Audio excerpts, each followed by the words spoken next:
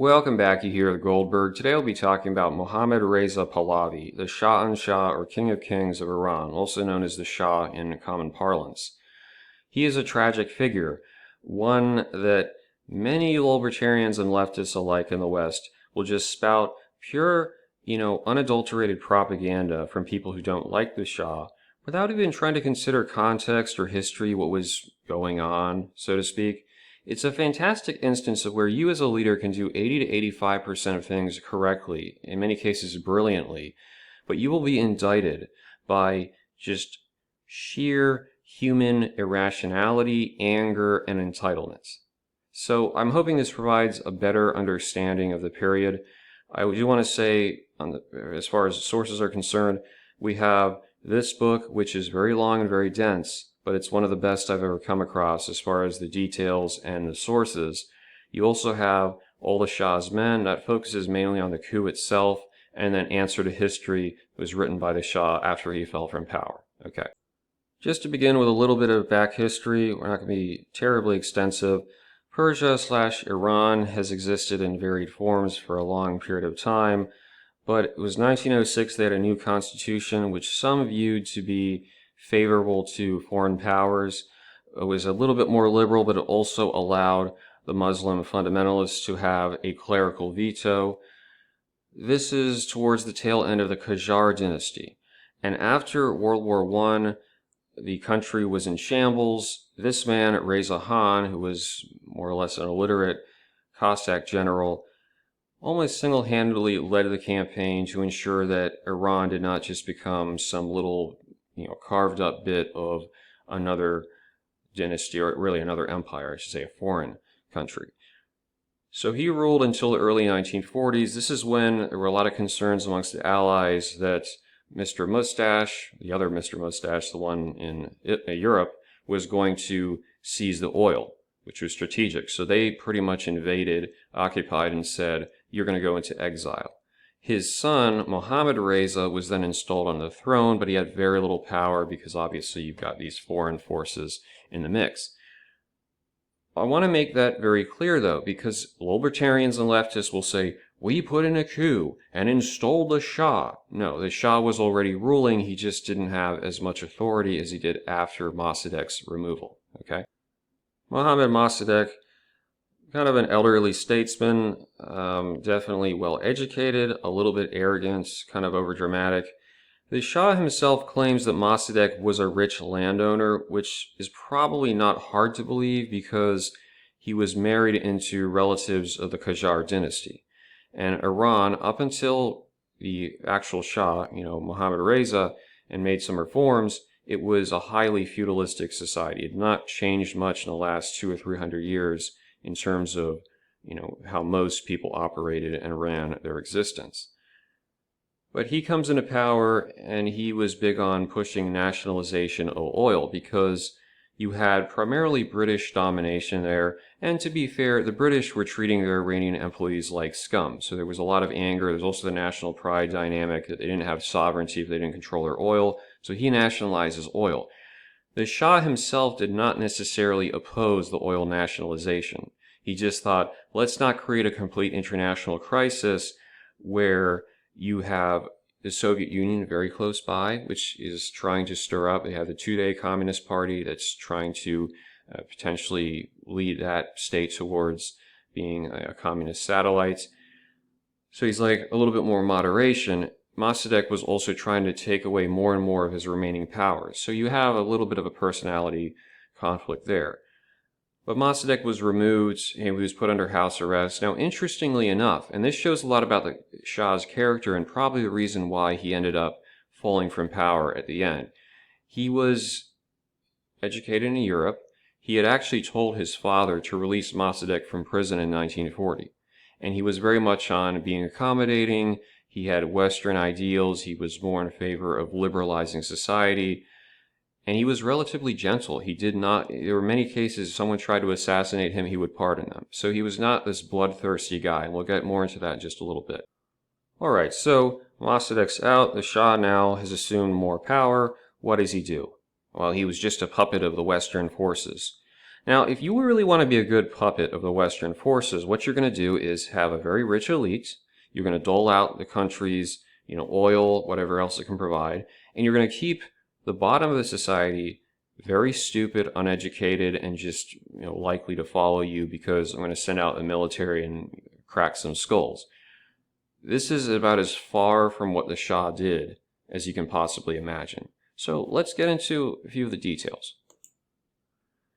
The Shah promulgated the White Revolution, which was one of the most, as far as the Middle East is concerned, pretty much unprecedented.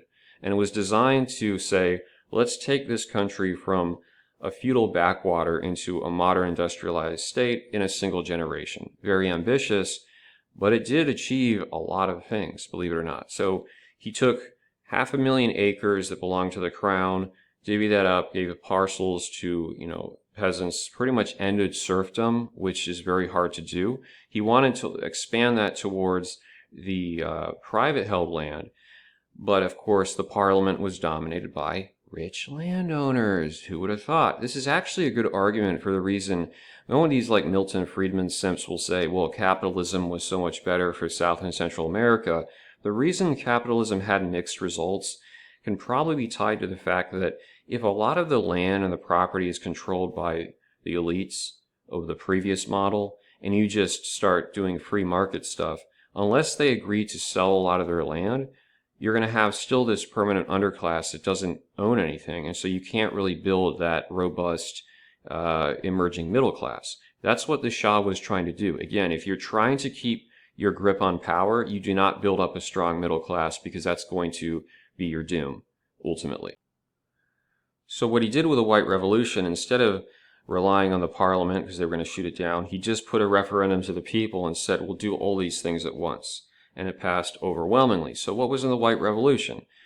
Tremendous investments in infrastructure, airports, roads, bridges, sanitation systems for water, public health, national health care, social security programs, educational opportunities. They had one of the most impressive literacy expansion campaigns. They said they went from like 17% literacy to 50% in a very short period of time. International observers are coming in saying, what the hell are you doing? This is amazing.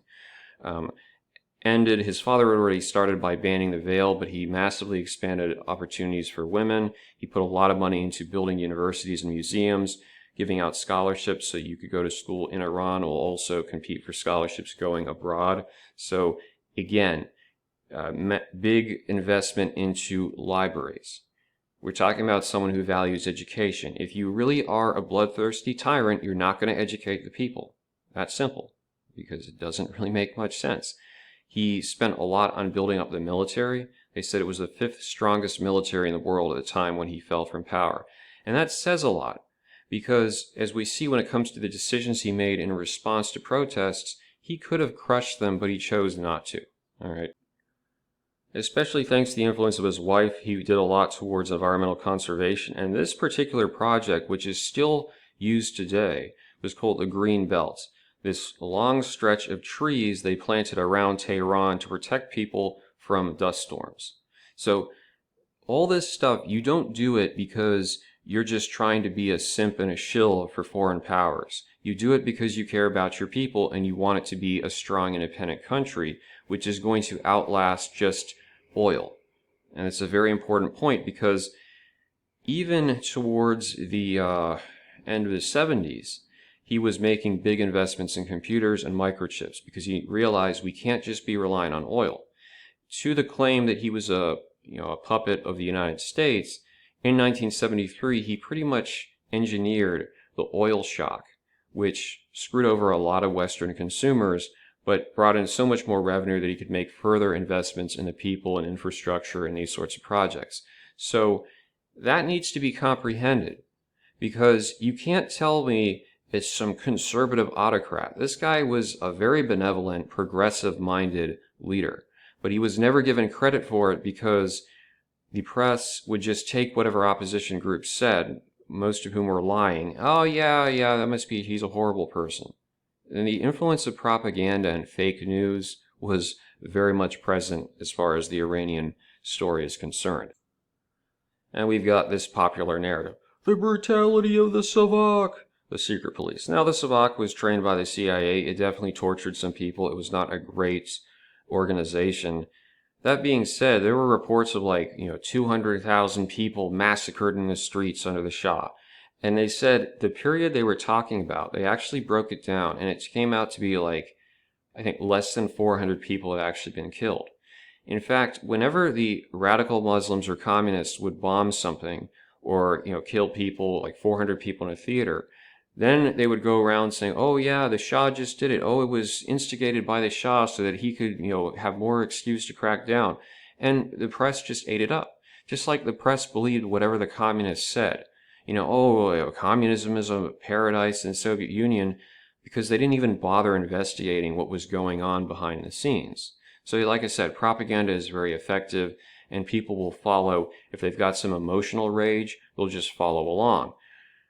One of the reasons, mind you, that the Muslims, the radical Muslims, got very angry at the Shah, not just because he was westernizing, giving women opportunities, giving people in general reasons why they wouldn't listen to the 7th century idiots with a turban, is the fact that the structure he was putting in place with taxation, with economic growth, whatnot, was depriving the mullahs of revenue, because a lot of them would just essentially, you had to donate 20-30% of your money to the local mullah. A lot of these people, based upon how the economic model was shifting, are like, no, we don't have to do that.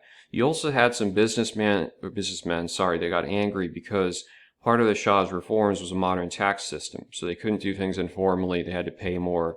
There were stricter penalties if you didn't pay, and that made them angry. Many of them started donating to the Muslims, and that's how the Muslims had a lot of revenue and were able to organize. Trying to look at this in context, it's really important to note that not just with the 1940 thing I mentioned with Mossadeq, but in 1963 there was an uprising. The Shah basically was hands off. He let his ministers handle it, and that old guard, they crushed it, and they said, well, we can remove Khomeini, the radical. But it was the head of the SAVAK, no less. He said, you know what, we're not going to do that. So the head of the SAVAK, the evil secret police, says, we're just going to send him into exile. We're not going to kill him. That same head of SAVAK was immediately put to the firing squad by Khomeini when he took power. And just the first, few years of the Islamic dictatorship were thousands upon thousands were slaughtered, more so than pretty much the totality of the Shah's reign, if you can believe it. It's pretty crazy. It was so bad to the point where this guy, Saddam Hussein, said, just give me the word. Khomeini was hanging out in Iraq. He said, I will kill him. The Shah said, do not. They even, Saddam Hussein told Faradiba, the Shah's wife, look, you can either kill 1,000 people now when the protests were starting, or you can see 1 million die. And the one writer of The Fall of Heaven said it's kind of interesting because then you had the Iran-Iraq war where, guess what? 1 million people are estimated to have died between the two sides. So it's pretty insane. King Hussein of Jordan said to the Shah, just put your army together, I will lead the army. I will crush them, because that's what he had done towards Arafat's people in Jordan when they were trying to basically destabilize that country.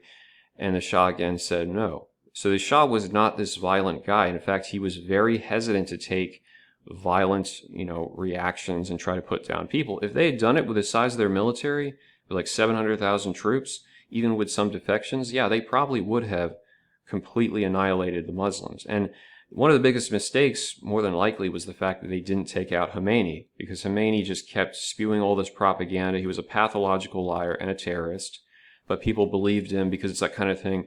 Oh, if the establishment says you're bad, that means you're good. I'm going to believe anything you say, no matter how just out in the frickin' left field it is. And then with the United States, they were kind of upset over 1973, the oil shock. A lot of the diplomats were just lying. They didn't even understand what was going on. They didn't bother reading what Khomeini was saying because they hadn't actually translated his tracts. So many of them were like, yeah, it's no big deal. At the very end, it's no big deal. Nothing's going to happen. Carter and it was Cyrus Vance, the Secretary of State, very kind of liberal-minded. I don't want to associate with that nonsense because they just bought into all the human rights claims, which were way exaggerated. They just accepted it pretty much at face value, and that's what you see occurs. So they were totally unprepared, and that it was not surprising even that the hostages were taken. I should note that people will claim because of the coup with Mossadeq we got Khomeini. That is not really a logical argument.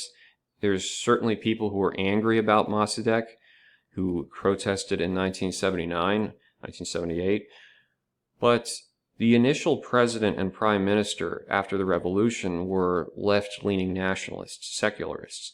So you can't make this tautological argument that Khomeini was inevitable. In fact, the Shah, towards the end, his response, instead of cracking down, was to give more concessions. And that was probably the mistake, because then every concession he gave would be used by the Muslims to just have big rallies and say we're going to overthrow the regime.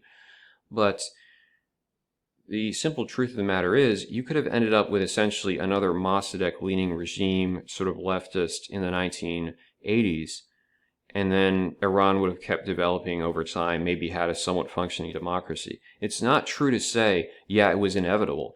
The Shah even was going to appoint this one mullah. He was from, I think, Lebanon, and he was considered more of a moderate, okay, let's neutralize Khomeini. Well, what happened was, ostensibly, he was taken care of by Gaddafi on the orders of Yasser Arafat.